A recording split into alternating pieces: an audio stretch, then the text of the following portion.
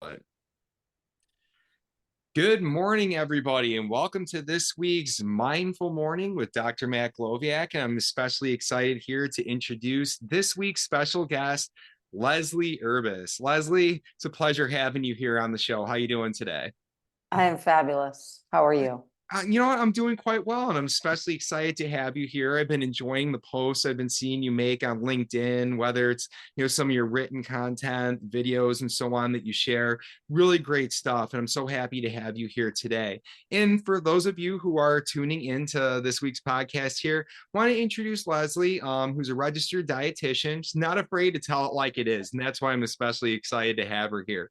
So while she does have expertise in the medical realm, she also mixes in energy work and nervous system work so you can tap into what your body really needs to feel comfortable every single day. She's also a mom of two, has kids ages 5 and 3, is a military wife, and currently living in Spain with her family. So as I understand it right now, this is not a mindful morning for you. This is a mindful evening. We're way on out, correct? Yeah, exactly. And I was going to try to see if we could do something together, like mindful mañana, but that doesn't work. It's mindful noche. Noche is night here, right? So it doesn't work exactly, but we'll roll with it. Mindful Noche, and I love it. And it's the way that you're getting to enjoy life. So we got, major time zone differential. Also connect having the little kids there. I've got a 3-year-old as well, and the other two being 6 and 8. So definitely know what it could be like having your hands full, but also being somebody high energy, passionate about what you do, loving to spread positive messages out there, and just being a overall good person to be around. So, Leslie, I'm wondering, what was it that got you into all this that you're doing today? It's a great question. I mean, unfortunately, I'd have to say it really started in high school. I was not somebody that ever like thought about, I mean, I did think about food, but more so from the standpoint of being like a smart kid, you know? Why do I have to eat the apple and not the donut? Oh, because it's healthier for you. Why? I don't know. It just is, right? That's the response parents would give, right? Pretty much. But honestly, in my freshman year of high school, I went as a normal healthy weight, but my softball coach at the time told me I'd never play varsity softball because I was too fat.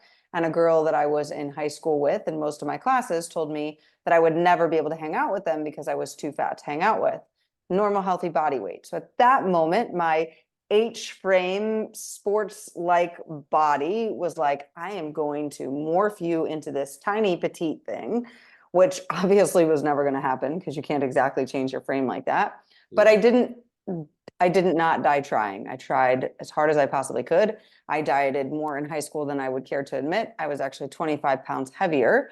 So it's often alluded to, does a dietitian become a dietitian because she has disordered eating or because she has an eating disorder, or does she develop disordered eating? And kind of all of the above. So I went to college to be a dietitian. And my journey, I'd love to say, stopped once I learned more science, but I didn't. I continued to die trying and do all of the diets. I could pretty much rattle off everything to you. And it wasn't until I really started to do more inner work that I realized a lot of the things that we're taught and trained to are backwards. They're wrong, and they're so mainstream that something needs to be spoken up about. Somebody needs to hear it from a different perspective. And while I spent the majority of my 20s too afraid to speak my mind, my 30s are much more like, I'm going to throw it out there, and if you don't like it, it's cool. And that's how I got here. Excellent. I mean, people can ultimately choose what they're going to listen to, what they're going to buy into, and so on. And I really appreciate here you're sharing too that, everybody has a story going into what it is they're doing. And with dietitians stating that maybe some disordered eating, or maybe that developed along the way, and being a mental health counselor, it's the same thing I notice in our field as well. Many of us are struggling personally, have a loved one who's been struggling, and ultimately find ourselves in this place. And some try to use it as a means to be able to diagnose and cure themselves. Doesn't always work out that way. But for those where it does, really, it's a great way to be able to have your proverbial cake and eat it too, so to speak. And that, here I am, I'm doing something that helps me. It's fulfilling. I love helping other people. You can continue, moving along in life in a much healthier type of fashion. Now, in what you were describing, so many different diets that you've tried that you can go through the list. And I'm a little interested in terms of what that list is, but also want to get into some of this misinformation that's out there. As you said, many mainstream types of diets that are out there, people just accept at face value, but might not be the best ones for you. And I'm thinking that along the lines, I've probably tried some of those too. But how about like some of the things that you've tried? Yeah, I mean, to read just a small list, obviously I was a great calorie counter. I Mhm. counted calories even when I was pregnant with both of my kids, so obsessed with making sure that I was on track. Macros, totally a jam of mine. I kind of did keto, but I mean, I really view keto and Atkins very similarly because there's a lot of overlap, but obviously keto comes with a particular thing. So kind of both of those. I did Weight Watchers. Once upon a time, there was something that there was a huge lawsuit for. It was like you drink this thing 2 hours before you go to bed and eat no more, and it helps you to lose weight. And the reason why it worked was because it stopped you from eating 2 hours before you went to bed. There was a big lawsuit about it, but I did that as well. Definitely did some of the diet pills and things out there and all that good stuff. As far as all the rest of the things that I could have possibly done. At one point in my life, I had a very small eating disorder. I say small because it was very short period of time. It did the effect that I wanted it to do. And when my cousin called me out on it and I ignored it, she told my mom. And when my mom called me out on it, I was like, I am not ever admitting to this to anyone. So I ceased, and that was it. And that's a lucky story, right? It's a lucky story. I didn't hide it and do anything else of it. When I think back on it, I'm like, I have no idea how I survived. I couldn't try that again if I tried. But Mhm. those are some of the things that I started with. But why I really say they're backwards is for multiple reasons. Most research studies that involve most of these mainstream diets have more male subjects than female subjects. And part of that is because females are very hard to control, right? I'm not saying that we're hard to control as people, but our hormones are hard to control. We have a lot more issues that can pertain because men really do truly lose weight in more of a lineal progression, and women just don't. We lose weight as like what I like to say as a heart graph. Okay. Mhm. You look at a heart rate monitor and you see the heart rate graph, you see lines that are up and down throughout the entire thing. Some are close, some are far, right? We know how it works. And we've all typically seen an EKG, or you can Google it. When a woman loses weight, it's like that, but it progresses down in the EKG until she potentially hits a stop in the EKG line, and she all of a sudden goes up, and we assume everything is failing, and so we give up. But it's not truly that. Women are on a cycle of 28 days, so are the moons. The planets affect this as well. So I really get into some of that more less Western medicine and more of the other untraditional types of how that plays in, and how we don't know the side effects of most of the diets on women because we don't research it. It's not something that we do. In addition, if a woman gets pregnant, if a woman is breastfeeding, we can't throw them into the results. So that's one of the big things that is there. But the other thing that really I feel like is a big misinformation when people go to view a diet is that they're telling you it will give you the result. And while I'm not denying the result can occur, I'm denying that the result will sustain unless that diet 100% satisfies you. If you can look at me and say, I hate bread, rice, pasta, and all carbs, so it makes no sense for me to not go to keto, I would say, go do it. Mhm. But people give up what they love, and that's just a trigger response away. So while you might be successful for 6 months, 8 months, 10 months, 2 years, 5 years, wait for the correct trigger and you'll be right back in it and you won't understand what happened. And that's why I say they fail you because they don't teach you the real things you need to learn to feel comfortable in your body and sustain it over time. Absolutely. And I appreciate everything you had to share there. And it really is about the longevity. It's about that lifestyle type of change. And, I'm thinking, and why I started chuckling a few moments ago, it's just waiting for that trigger. And, one of the things that we've talked about before that's been helpful for me is, I do, mainly do a gluten-free type of diet. not celiac. And I know that, it's not necessarily something that I'd have to do, but I don't know. It just helped me maintain. I don't do the gluten-free substitutes, so on and so forth. However, I can maintain 6 months, 9 months, go nearly a year. And then I let my guard down around the holidays. And I'm telling you, once I like start to have a little bit of gluten, whether it's a beverage, like I was a beer connoisseur, I love microbrews and so on. The second I have that beer, I go to the races and eat everything gluten. And the one thing that's really funny is that I never had cravings for deep fried chicken earlier in my life. As a matter of fact, it drove me crazy. It's like, I don't want this. My parents would get a bucket of KFC and stuff like that a lot, so I really never had a taste for it. But after I started going gluten free, the smell of deep fried chicken would just drive me wild. And one of the That's first things hilarious. that I ate after I went off that, boom, was going to the races, with the deep fried chicken. So it's triggering points. You got the right idea. And I think it's really about learning how to be able to control that, be able to treat yourself when and where appropriate, moderating and so on, and trying to avoid some of, these other things that could be potentially problematic. Because, in our foods, we were talking about diet pills, and I've had my experience with those too, Xanadrin, Hydroxycut, I mean, that entire Weight Watchers slogan was, or no, it was Slim Fast. Remember Slim Fast is give us a Oh week, we'll yeah. take off the weight. Still remember that from when I was a little kid in my earliest years, but again, a lot of those, maybe there's a lot of caffeine in it, keep accelerates your heart rate, maybe you have some more energy to work out, or you just don't feel like eating, you're losing the water weight, but it's not that lifestyle change. It's not going to sustain.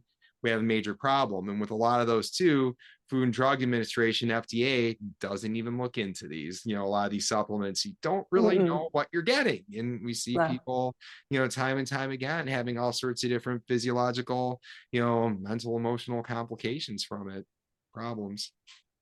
Yeah, and I would say I don't disagree with you in the word moderation. I don't use it and I don't teach my clients it because I believe moderation is another term that you have to have willpower for. And we know that only so many people in this country have willpower.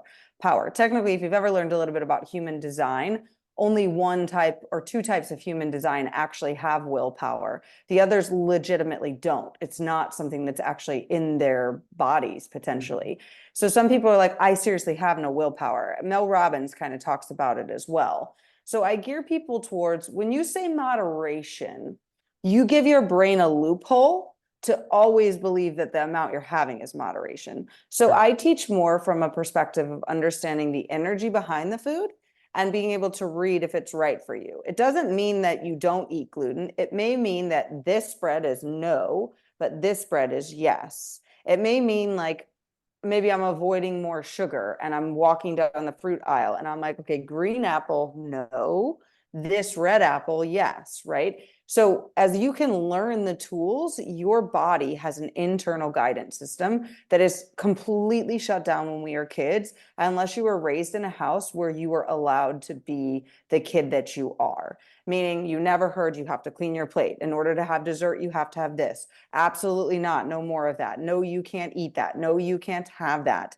All that, right? Exactly. The majority of children have something like this. Or if you don't, you go to a school where you're told when you can pee, when you can Mm. poop, when you can eat, when you can drink. And all of that becomes a piece of you no longer trusting your body.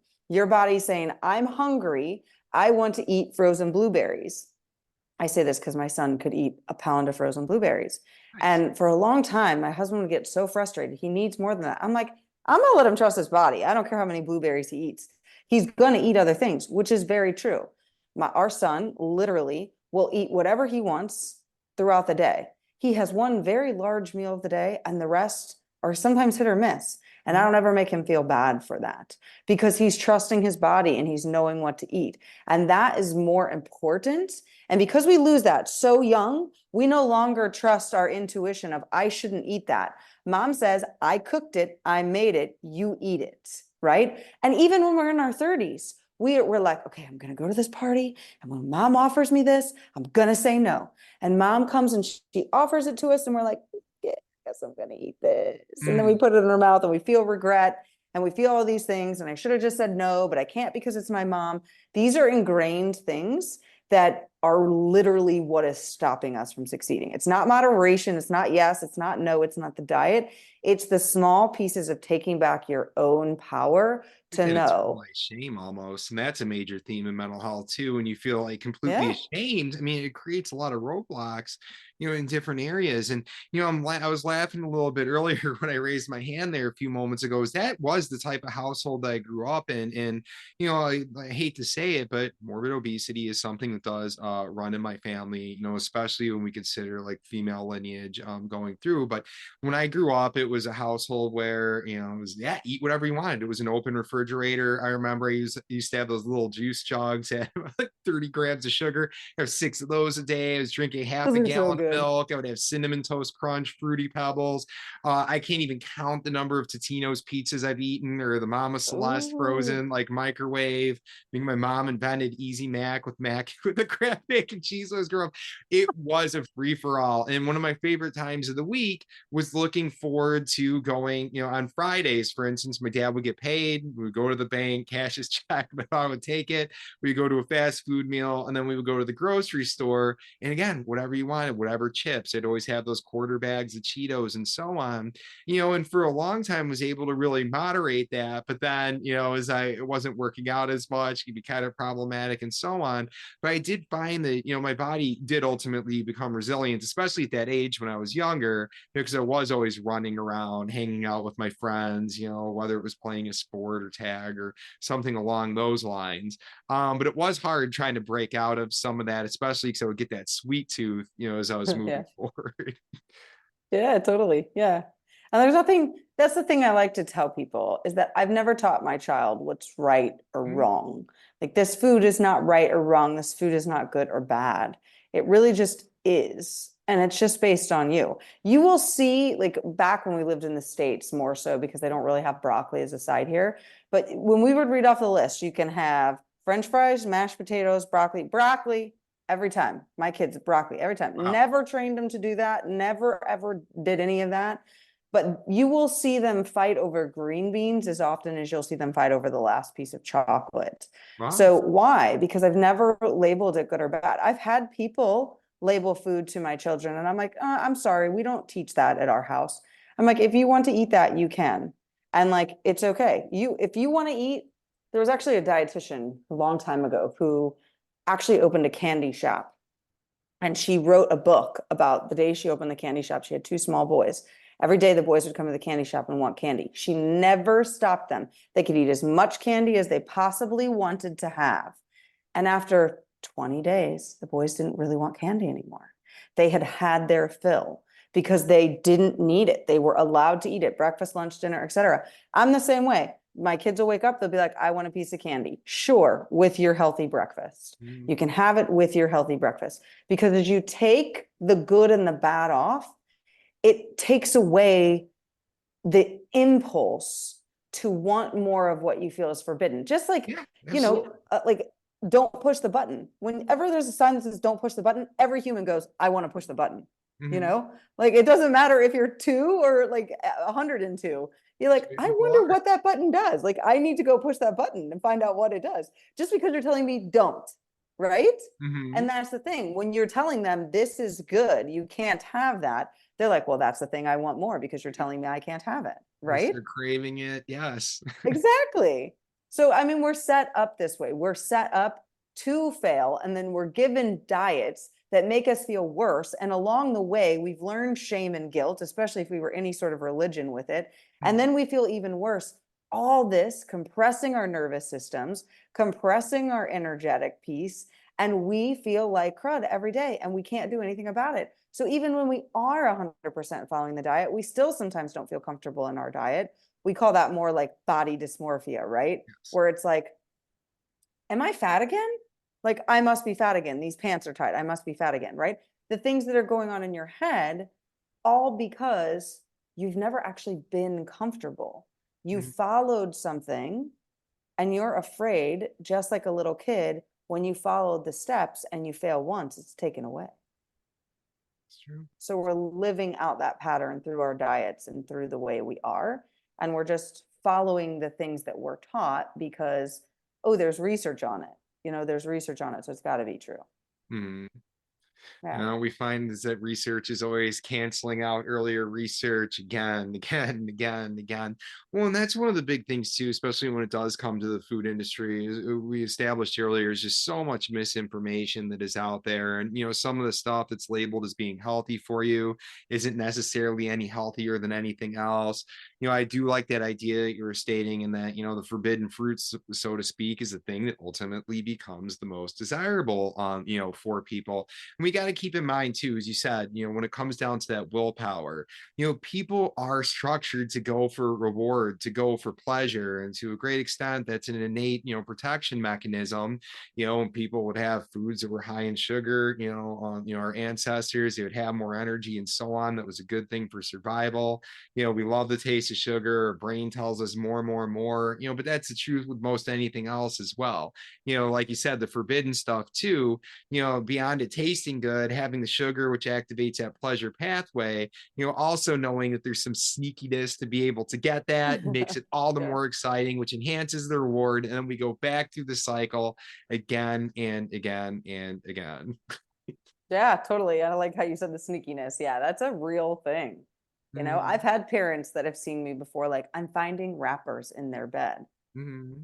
And I'm like, how do you do this? Because you're there for the child to help the child, but you then have to become a parent to the parent. And this was well before I was a parent. So I'm like, I need to stop seeing the kids because people just disbelieve me. Do you have kids? That would always be their question. Do you have kids? Oh, I And love I'm that. like, not yet. And then they would just totally disregard me, right? Like then you don't know. Until you have kids, then you don't know, right? And I understand because I say it too, like having kids when you hear parents like, my kid will never throw that temper tantrum. And I'm like, I'll see you when you have Oh, kids. they get those temper tantrums are all the time. Or yeah, or the parent, yeah, I would never give in to my kid. If they throw a tantrum in public, I'm gonna immediately scold them. No, immediately giving in to the child, just like, please be quiet, don't embarrass me, type of situation. It all changes certainly once you put your kids in there. Well, and one of the things I do like too, and as I said, you've got your children 3 and 5. I've got a 3, 6, and 8-year old, and sounds like there's a lot of similarities with your children's eating habits as well as mine, because we do have some foods that are unhealthy, and we do make sure that the unhealthy snacky type of foods aren't, like overdone. Like maybe there's going to be more like a Snickers miniature or fun size instead of having a ton of the king size bars there. But, every day they could pick a little bit of candy, or they can have some of the chips and so on. But also that we have, because we have the healthier food options that are there as well, they'll choose those in balance. So, I'll eat the healthy stuff. They're comfortable with it. They can have their snack, but even in the middle of snacking, sometimes they do go from having the candy bar to, hey, I want those blueberries, or I want the strawberries, or my kids love bananas, apples, and so on. And even my Yeah, little son, it blew my mind at age 3, a kid was eating shellfish. Like, that's how was my amazing. 3-year old eating lobster and scallops and so on? So they've been, raised to eat very healthy food, but a lot of it really did come naturally, I think, because it was accessible to them.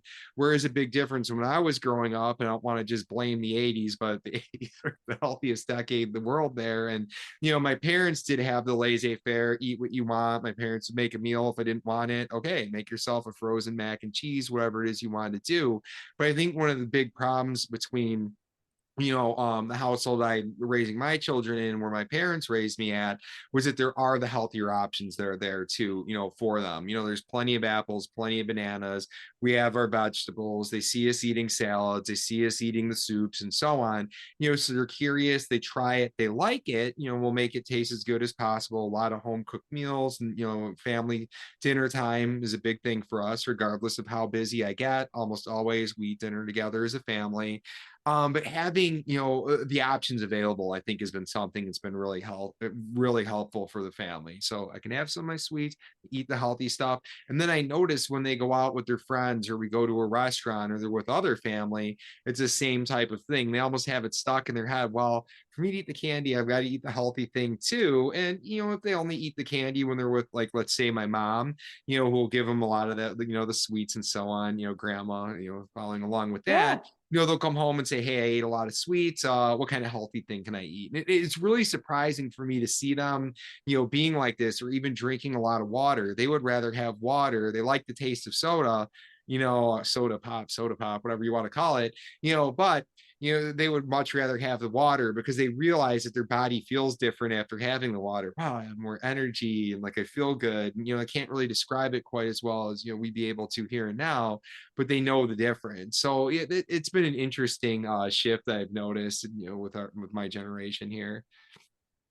Agreed. I mean, definitely to all that. And I think the biggest thing for anybody to know is that this isn't ever to make you feel guilt or shame or like I failed a diet or I tried this thing. And I think that there's a lot of that around that. And that's one of the things that I like to teach is that you have an internal guidance and it has been shut off. And the way to you to get to where you want to go is to use that. So by allowing your kids to have those angles, by giving them that view, they can determine themselves. That's basically what they're doing, is determining themselves what they want. And that's the biggest key that will be the shift, because you internally know, like I said, my son will eat frozen blueberries like it's coming home to town. My daughter loves avocado. My son doesn't really want it. And I don't make either of them wrong. Larry will try, the avocado sometimes, and he'll say I still don't like it, which is fine. I didn't like tomatoes until I was 18. I didn't like fish until I was 26, like, I did eat but as I vegetables told till I was them, about 27 and shameful. I'll see, be there you honest go. with you. So you Yes. just have to, like I told them, you just keep trying. Even though you didn't like it, taste another bite Mhm. later on, maybe in a few months, see if you like it then. And that's the thing with taste buds, they evolve, They do. right? So the biggest key is that the shame and the guilt shouldn't be. And most of our diets right now are based in shame and guilt. Shame for you for not following through. Guilty because I did that. You hear people say this all the time. I broke my diet and now I feel bad. Mhm. Okay. We're shaming and guilting ourselves into following a diet. It will never work. Shame and guilt is not something that will consistently work for people. We'll still continue to fail with it. Oh, So, absolutely. Well, and that's the thing, because when you start shaming and guilting, now you get into this negative thought spiral. Your internal dialogue is all thrown off, and then emotionally you feel bad. And then what do? You start eating more to cope. You feel good, then you feel guilty. I shouldn't have had those calories and the sugar. So what do? You eat some more to cope, and then you go back through the cycle, and it just continues and continues and continues. And that's true for many other things in life as well. As a mental health provider, I do speak quite often to guilt, shame, and so on. You got to give yourself a little leeway. You got to have some flexibility. Okay, you know what? You went to McDonald's, you had 2 quarter pounders, you had the giant Coke. Okay, it's not going to be the end of the world for you. Don't beat yourself up over it. But I do like the whole, like, let's remove the, like the reward or, some, the penalizing ourselves type of a thing here with the food, and just realize it is what it is, in that type of respect here. So something, I want to be mindful of time, and I know that we don't have too much longer here, but I was noticing on your posts here, especially over the past week, we're talking a lot about poop. And poop is one of those things that's, can be a funny topic for a lot of people. It's a big part of our life. Being regular is important. I remember, like being a young kid, with elementary school kids who always laughed about poop in the family. My grandmother used to always talk about poop and we would laugh about it. And here I see that we're continuing to talk about, poop and being healthy and how that ties into all of this. I want to gather some of your thoughts. yeah, so it's really something that I've been doing and talking more about in what I do as a dietitian, feeding the bloat and flushing the belly fat. It really ties into all that. Starting with kind of what you said about, release that you had the 2 quarter pounders. When you build the stress at that moment of like, I ate these 2 quarter pounders, okay, that stress becomes trapped in your body if you don't release it. So that's where the nervous system plays, where I tap in the nervous system work. Why? Because if you don't release it and you maintain that stress, you drop your metabolism, you drop the way things move through your intestines, you increase the chances of feeling constipated, feeling bloated, feeling gassy, feeling uncomfortable in your own body, dysregulated, really. Okay. So now I had this one thing that got to all these things, right? So then you're like, well, how do I make my bowels feel better? And if you Google anything about that, you're going to get a long list of things that are like gut health, do this cleanse, do this thing, do whatever. And as I tell every single person out there, when you do one of those, you are paying someone to basically clear your gut for a colonoscopy. These are like Okay. hundreds of dollars too, some of the stuff that I'm reading. Yeah. It's like, oh yeah, $300-$400 plan. And like it's ridiculous. I know there's some natural or low cost things that you could do. Yeah. So the biggest thing there is like I tell people, you'll lose weight. We carry like 10 to 15 pounds of poop in our intestines, as we should. Okay. It takes a while for your food to get through your large intestines, much longer than people think. Most people, when they say they have a tummy ache, what they're really experiencing is a large intestine ache. It's not a Okay. stomach ache. Okay. So when we're saying we have a stomach ache, something is just not feeling right in our large intestines, especially when we hold our lower belly, right? We know our stomach is way up higher, but we're not correlating it. And a lot of times that can be related to intestinal health, gut health, the things that are going on. So, what I'm really getting to the heart of is that poop bowels life is regulated through your internal guidance, your knowing yes, your knowing no, your nervous system, and understanding that sure, you could lose 15 pounds in a week if you clean out your gut. It's pretty dang easy, right? I've actually had people that have had to have colonoscopies when they work with me, and they're like, I lost 10 pounds. I'm like, congratulations. Now you know how much poop you carry in your I gut. have what, a So every couple time you years. weigh yourself, Yes. you can go, okay, I weigh 155 today, minus 10 pounds, because 10 of that is poop, right? Like, Mhm. congratulations, right? Like, people are really so honed in on these small things, but our guts are our second brains. We Mhm. should not be Googling the answer because our brain is so different than everyone else's. I mean, even two siblings raised in the same house are not the same, right? So why do we keep making our gut and following these things that make us one way? And that's really what I've been getting to the heart of like regulation Mhm. is actually internal, not something we should be going to grab something off a counter. Oh, absolutely. And, to that point about the, gut being second brain, there have been many studies now, and we're learning more and more about this interaction here. And, we think about the neurotransmitters, we talk about, especially the ones, the feel good neurotransmitters. You got your dopamine, you got your serotonin, we've got our, endorphins, so on and so forth. And one of the things that we realize is that most of our serotonin, the happy neurotransmitter, is produced in our gut as a hormone. In fact, it was at like 93 to 97% of that. So if we are having gut health problems, we're not feeling good, or we're having that large intestine ache like you're talking about, our mental health is immediately compromised, and people aren't noticing that connection right away. And that's one of the things too. Sometimes you'll have a conversation with individuals, in counseling, we'll talk about gut health and serotonin and so on, and a lot of people really struggle to see that connection. So I'm wondering, like, what do you think? Like, do you have any good, like analogy or anything like that you think can really help people recognize how the gut is the second brain and to be able to treat it a lot better?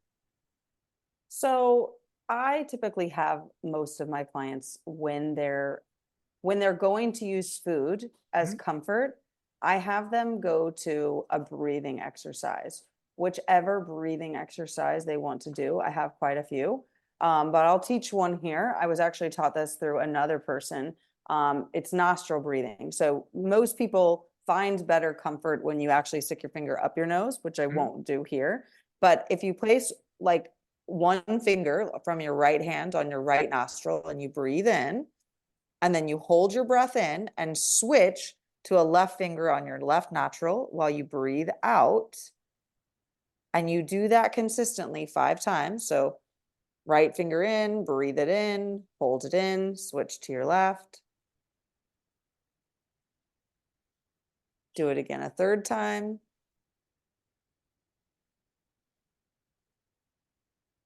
Exhale.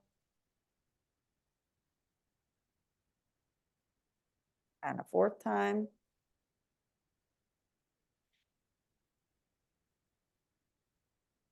And exhale. And last time. Last exhale.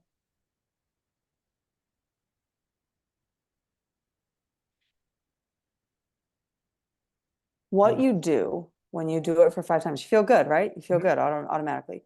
You're helping your vagus nerve, and we know our vagus nerve travels everywhere. The vagus nerve is very much responsible and helpful in the guidance of digestion. You are now more aware. You've brought awareness to it. You took a second, you took a breath, you did everything. You are now clearer. I am not telling you there's anything wrong with I'm still going to go eat the chocolate. Mhm. Or, you know what? I actually just don't want the chocolate. That helped. If you can bring yourself back, and I have probably 15 activities I give people. So if you're like, I didn't like it, it didn't do anything, there's so much more out there for you. Trust me.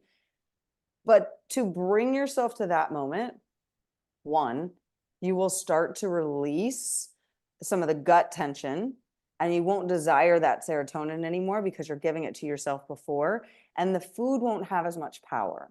I The like. last thing, which is the most simple thing I give people, is when you go to eat something that you think is the best, take a bite, rate it on a scale of 1 to 10, 1 being the least, 10 being the most. First bite, typically a 10. At any point, that bite gets below an 8. So you can eat it, eat it, eat it, eat it. The moment it gets below an 8, you're done. You stop.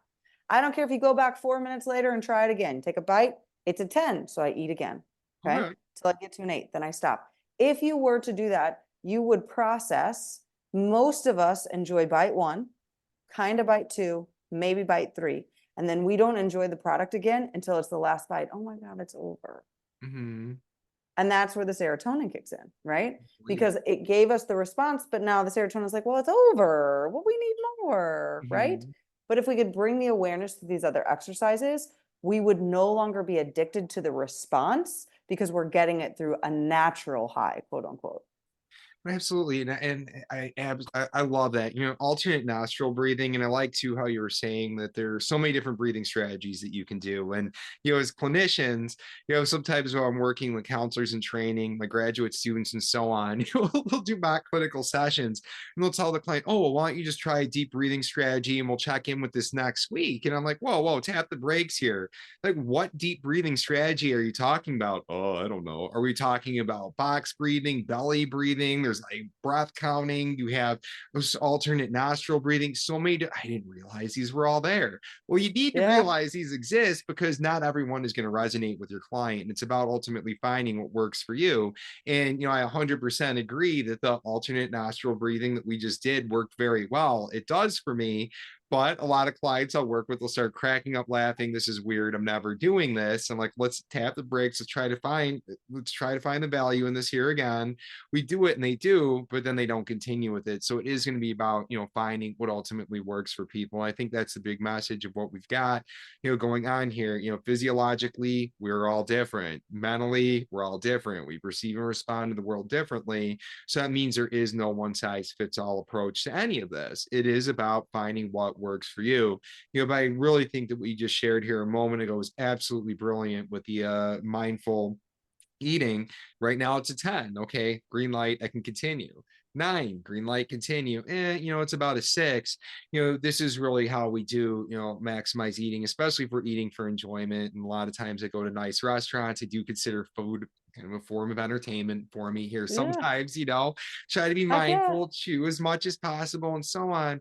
But we can. Again, I know I used this expression earlier, but have our cake and eat it too, so long as we're doing, we're being mindful of what it is that we're doing for, ourselves here. But I know that we're at that time, and I really Yeah. appreciate everything that you had to share. So, I'm wondering, did you have any concluding thought here that you would like to end this piece on, and then I'll get your contact information to share with everybody. Um, that's a great question. I would end it with, the more you can be present in your own body and present in your own skin and bring yourself back to that breathing or learn some other techniques, whether it's with me or anyone else, the easier it will be for you to reach the ultimate health you've been looking for your whole life without all the effort that you've been trying for so many years. Absolutely. I greatly appreciate that. And then I'm wondering how may viewers be able, as well as listeners, be able to reach you, Leslie. Yeah, so I am on LinkedIn as Leslie Urbas. I have a website, Leslie Urbas, or basically any platform is Leslie Urbas. So if you're looking at the show notes, you'll see how to spell Urbas, obviously. But Excellent. Well, thank you very much. I appreciate you coming on here as a guest, and I hope that everybody is able to maximize everything they learned from you. I'm sure people will be following up. But thank you so much again for your time, and I hope you have a wonderful rest of your day and week. You too. Thank you. Mindful mananas or mindful noche, right? There Mindful you matches. are. Yeah, mindful noches. Take care.